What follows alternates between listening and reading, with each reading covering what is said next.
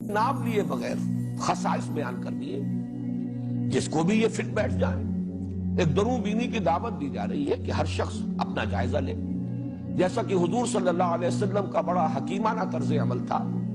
کہ آپ اگر کچھ معین لوگوں پر تنقید بھی فرمانا چاہتے تھے تو عموم کے الفاظ میں، کیا ہو گیا ہے قوم کو، کیا ہو گیا ہے لوگوں کو کہ ایسا اور ایسا کر رہے ہیں، بجائے اس کے کہ معین کر دیا جائے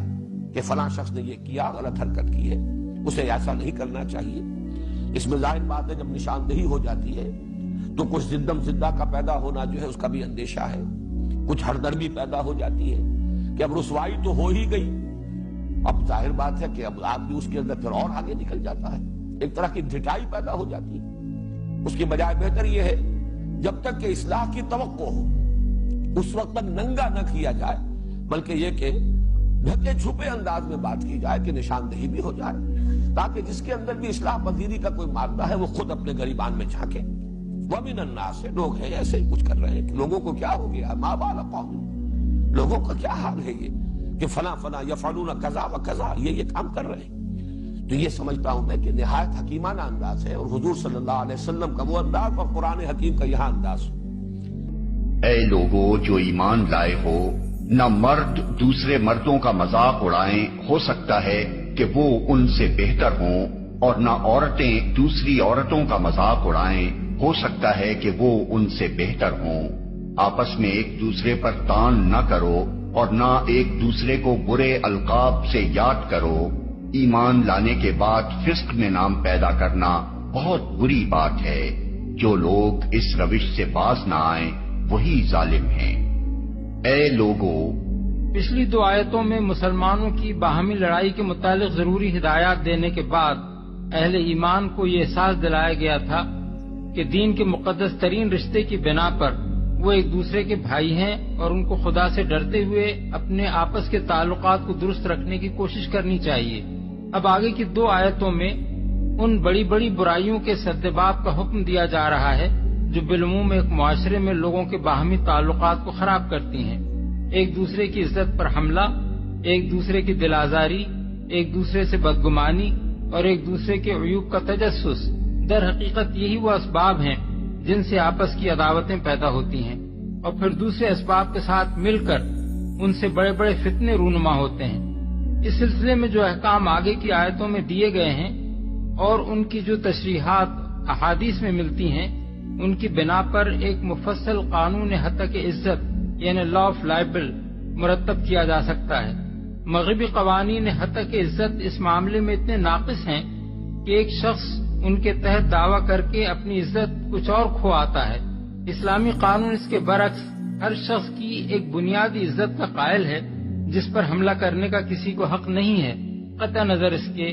کہ حملہ واقعیت پر مبنی ہو یا نہ ہو،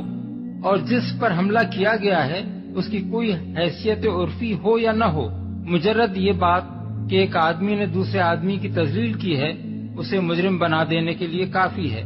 الا یہ کہ اس تذلیل کا کوئی شرعی جواز ثابت کر دیا جائے۔ وہ ان سے بہتر ہوں۔ مذاق اڑانے سے مراد محض زبان ہی سے کسی کا مذاق اڑانا نہیں ہے، بلکہ کسی کی نقل اتارنا، اس کی طرف اشارے کرنا، اس کی بات پر یا اس کے کام یا اس کی صورت یا اس کے لباس پر ہنسنا، یا اس کے کسی نقص یا عیب کی طرف لوگوں کو اس طرح توجہ دلانا کہ دوسرے اس پر ہنسیں، یہ سب بھی مذاق اڑانے میں داخل ہیں۔ اصل ممانعت جس چیز کی ہے وہ یہ ہے کہ ایک شخص دوسرے شخص کی کسی نہ کسی طور پر تضحیک کرے، کیونکہ اس تضحیک میں لازماً اپنی بڑائی اور دوسرے کی تذلیل و تحقیر کے جذبات کارفرما ہوتے ہیں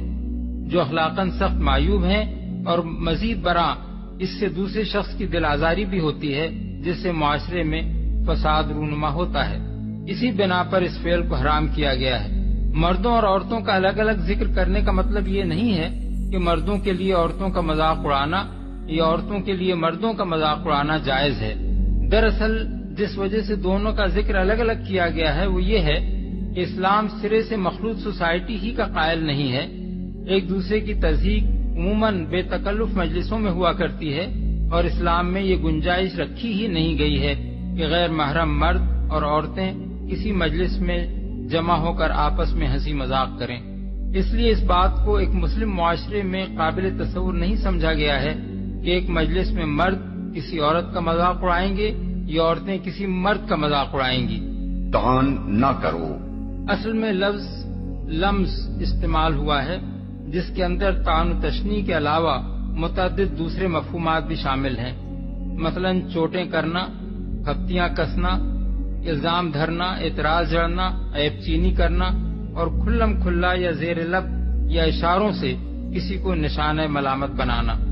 یہ سب افعال بھی چونکہ آپس کے تعلقات کو بگاڑتے اور معاشرے میں فساد برپا کرتے ہیں، اس لیے ان کو حرام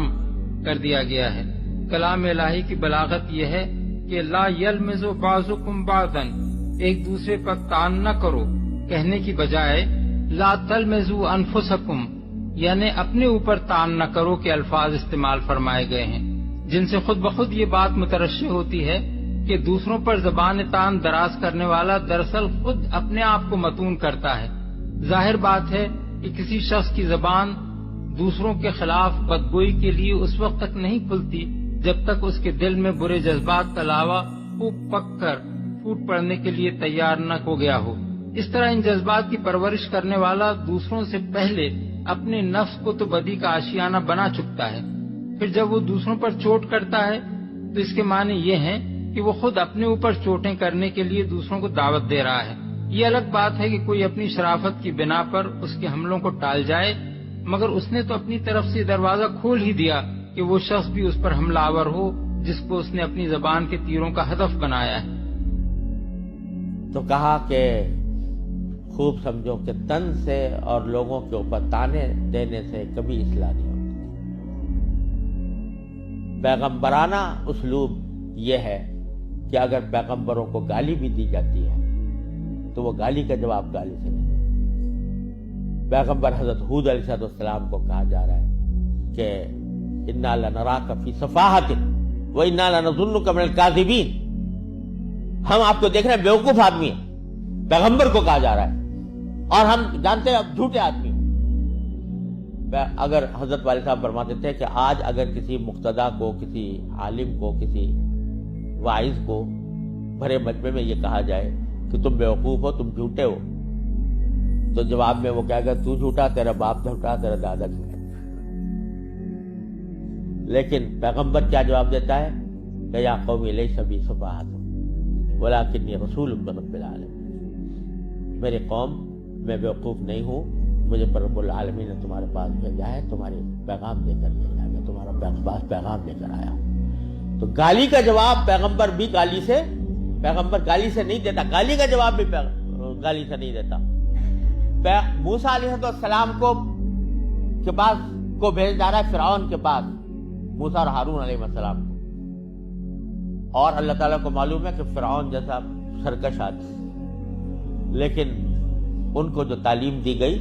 موسیٰ اور ہارون علیہ السلام کو، یہ دی گئی کہ قولا لہو قولا لینا، ان کے سامنے، فرعون کے سامنے نرم بات کرنا، لعلہ یتذکر او یخشی، اور شاید نصیحت قبول کر لے، شاید خدا کا خوف دل میں پیدا ہو جائے۔ حالانکہ اللہ تعالیٰ جانتے تھے علم ازلی میں کہ یہ نصیحت قبول کرنے والا نہیں ہے اور ایمان لانے والا نہیں ہے، لیکن پیغمبر سے کہا جا رہا ہے کہ تمہارے دل میں یہ امید ہونی چاہیے کہ شاید نصیحت قبول کر لے، شاید اس کے دل میں خدا کا خوف آ جائے، لہذا نرم بات کرنا۔